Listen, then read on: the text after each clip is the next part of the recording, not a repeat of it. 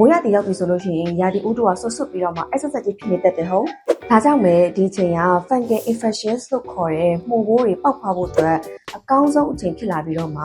ဒီရဲ့ပြဿနာတွေလည်းအဖြစ်ပွားဆုံးအချိန်ပဲဖြစ်ပါတယ်မစ်ဇီယိုရေ။ဒါတွေမကသေးဘူးနော်။မစ်ဇီယိုတတိမထားမိရဲ့ရေစိုးအင်ကြီးတွေဖနက်အဆိုတွေကိုတက်ကြဝစ်ထားတက်ကြစီးထားမိတဲ့အခါမျိုးမှာဆိုလို့ရှိရင်လည်းဆိုထိုင်းစားတွေကအရင်ရပုံမှာပိတ်မိနေပြီးတော့မှမှုဘိုးတွေကလည်းအရင်မြင်မြင်ပွားလာတဲ့မျိုးပါ။ကဲမိုးရသည်မှာဘာမပိုးတွေအဖြစ်များလဲဆိုရင်ခက်မြန်မြန်လေးသာမှတ်ထားလိုက်တော့နော်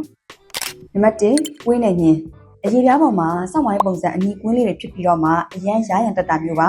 နံပါတ်2ဘယ်ဝင်ဒါကတော့မိုးရေတွေလျှောက်ပြီးဖနက်အဆူကြီးစီးထားမိတဲ့အခါမှာခြေချောင်းတွေကြမှာရားတာကွဲတာအရေးပြားလန်တာမျိုးတွေကနေစပြီးတော့မှဖြစ်လာတတ်ပါတယ်နံပါတ်3ဝေးကွက်ပေါင်ကျန်တဲ့ပေါင်ရင်းသားတွေမှာအနီကွက်တွေထွက်ပြီးတော့မှရားလာပြီဆိုလို့ရှိရင်တော့ဒါပွေးကွက်ပဲเนาะနံပါတ်4ညှင်းကွက်သူကရင်ပတ်နဲ့ကြောပြင်မှာအဖြူကွက်အညိုကွက်လေးတွေပွက်ပြီးထွက်တဲ့ပြဿနာမျိုးပေါ့ထမဆုံးအနေနဲ့ခန္ဓာကိုယ်6တွေ့အောင်ထားပါဒီချိုးပြီးရင်အရေပြားအခောက်တွေကြားနဲ့ခြေချောင်းတွေကြားကိုတေချာချအောင်တုပ်ပါဒုတိယချက်ကတော့ကြက်ထုံနေတဲ့ဓာတ်ရုပ်ခြေသားတွေထက်လင်းဝင်တွေထွက်ကောင်းပြီးတော့မှချွေးဆုံးမဲ့ခြေသားဖွားလေးတွေကိုရွေးဝတ်ပေးပါတတိယချက်အနေနဲ့မိုးရေတွေကပြန်လာတဲ့အခါမှာအဝတ်စားဆိုတွေကိုချက်ချင်းလဲပါမိုးမိထားတဲ့အင်ကြီးတွေဖက်လက်နဲ့ချင်းတွေကိုအကြာကြီးဝင်ထားပါနဲ့နောက်ဆုံးအရေးကြီးဆုံးချက်ကတော့ပစ္စည်းတွေကိုအတူတူမသုံးပါနဲ့တုပ်ကွေးလိုပဲမှုပိုးကလည်းကုဆက်တက်လို့မျက်နှာတုပ်ပေါ်က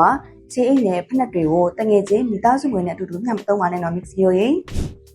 အကယ်၍အဆက်ပြတ်သူတင်မမလေးတွေပဲဖြစ်နေသေးတယ်ဆိုရင်တော့ဆိုင်ကြီးမှာအလွယ်တကူဝယ်လို့ရတဲ့ anti fungal cream ဒါမှမဟုတ်ပေါင်ငါလေးတွေသုံးလို့ရတယ်နော်ဒါပေမဲ့ပြဿနာကအရင်ကြီးမားနေရဆိုလို့ရှိရင်တော့အရေးပြအထူးကုဆရာဝန်ကြီးနဲ့တေချာတိုင်ပြသဖို့အကြံပြုချင်ပါတယ်ရှင်ကဲမစ်စီယိုတွေမှာရောအခုလောလောဆယ်အရေးပြပေါ်မှာရားရံတာတွေအနီးကွက်တွေခံစားနေရတဲ့သူရှိလာရင်ဘယ်လိုလက္ခဏာမျိုးဖြစ်နေလဲဘယ်နေရာမှာဖြစ်နေလဲဆိုတာကွန်မန့်မှာလာရောက်ဆွေးနွေးကြအောင်နော်